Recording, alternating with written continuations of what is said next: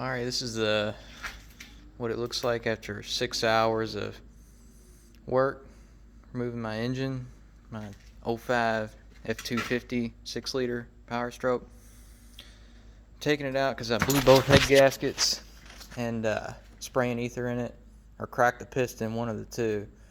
So I'm going to take it out, put new pistons in it, rod bearings, main bearings, head gaskets, of course, studs, get the injectors rebuilt. I just wanted to document it for anybody out there that might need help doing this. It didn't dawn on me until now to film the whole process, but I'm to the point now where it's almost ready to come out. I'm going to go through everything I had to do to get it to this point.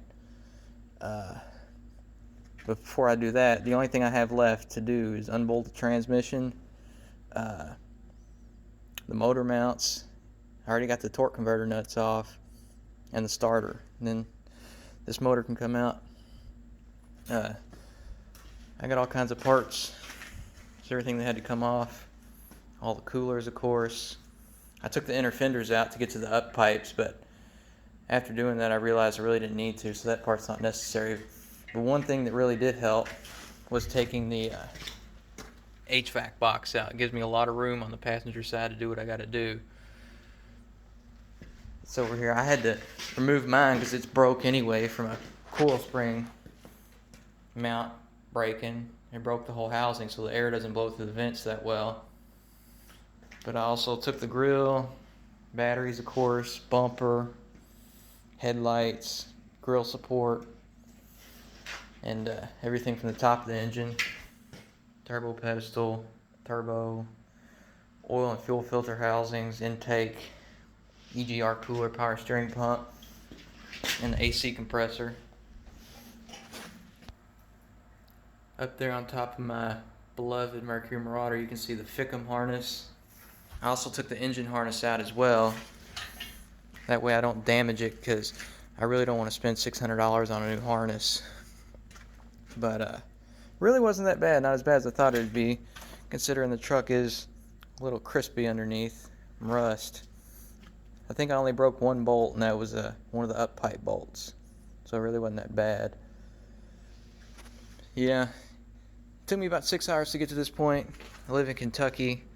We just got about 4 inches of snow, and it was below zero for a couple of days. I didn't get to work on it. And I've been doing it after my wife and kids went to sleep in the dark, laying in the snow, working outside my garage because the truck's too tall to fit in. Yeah, once I get it out, I plan on doing a complete reseal on the whole engine, main bearings, rod bearings, get the heads reworked, new valves and seals and guides, get the injectors rebuilt because it was starting to surge a little bit on startup, and it feels like it's a little low on power. I might have to put a fuel sending unit in it. And I only busted one knuckle getting the AC compressor off. It was so cold I couldn't feel my fingers where I cut it and feel it bleeding. But oh well. And everybody says that AC compressor is a pain in the ass to get out, but I really didn't struggle with it. It's got 3 bolts in it, so there's 3 holes in the frame to get to it. I didn't even use those. I came in with these 2 bolts here. Where are they at? This one and this one are 10 millimeters, and this one is a 13. Got them both with got all 3 of them with ratchet wrenches. Also undressed the motor, took the belt, all the accessory drive components off, alternator, power steering pump, like I just said, AC compressor, and tensioner and idler pulleys.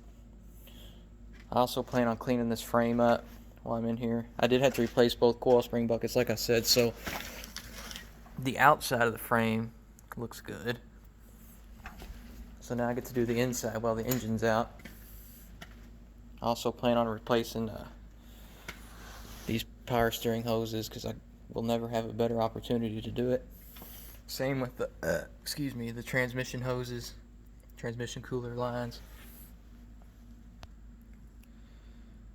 So yeah, from now on I'll document the rest of pulling this engine and tearing it down and rebuilding it, and hope that it can help somebody out. And I just realized, I apologize, I did this in this video in portrait mode, so the next ones will be in landscape.